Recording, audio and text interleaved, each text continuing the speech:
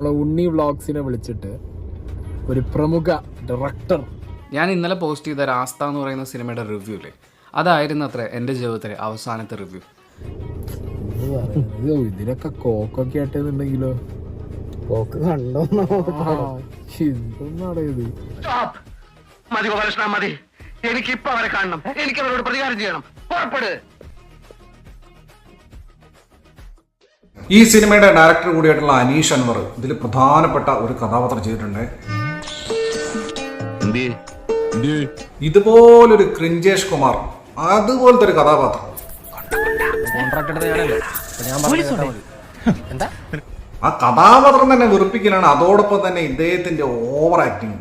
കഴിഞ്ഞ ഒരാഴ്ച മുമ്പ് വരെ ഞാൻ തിഹാർ ജയിലിലായിരുന്നു. ജയിലിലാണോ ജോലി? ഈ സിനിമയായിട്ട് അസോസിയേറ്റ് ചെയ്യുന്ന ബന്ധപ്പെടുന്ന ആളുകൾ എന്തിനാണ് അഭിനയിക്കുന്നത്? അവരുടെ മേഖല അല്ലെങ്കിൽ അത് നല്ല അഭിനയിക്കാൻ അറിയുന്ന ആർക്കെങ്കിലും കൊടുത്തൂടെ? അവന്റെ അടുത്ത് ഈ പൊട്ടനെ പറ്റി ഒന്ന് പറഞ്ഞേ, അറിയാലോ ഇവൻ രണ്ടാളെയും കൊന്ന് ജയിലിൽ പോയ കാര്യങ്ങളൊക്കെ. അപ്പൊ ഈ സിനിമ എനിക്ക് ഒട്ടും ഇമോഷണലി കണക്ട് ആയിട്ടുള്ള ക്യാരക്ടേഴ്സ് അവര് മരുഭൂമിയിൽ കിടന്നിട്ട് ഉരുണ്ട് കളിക്കുന്നു. ഇദ്ദേഹം അനീഷ് അൻവർ ഇതിനകത്ത് കാണിച്ചു വെച്ചിരിക്കുന്ന കോപ്രായങ്ങൾ എന്ന് പറഞ്ഞു കഴിഞ്ഞാൽ ഉടനീളം തുടക്കം മുതൽ അവസാനം വരെ. നീ അപ്പൊ അങ്ങനെ ചെയ്തത് നന്നായി, ഇല്ലെങ്കിൽ ഈ കേസിൽ ഞാൻ ഒറ്റപ്പെട്ടു പോയനെ. അനീഷ് അൻവർ ഇങ്ങനെ വെറുപ്പിച്ച് ലാസ്റ്റ് ഇതിൽ ഒരു സീനുണ്ട്.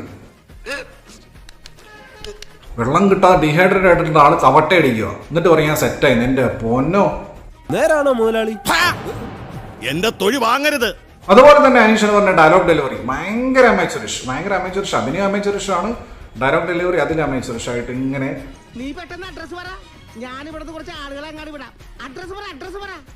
പേരെടുക്ക് ഗോപാലൻ തെണ്ടിയാ, വിടില്ല ഞാനവനെ.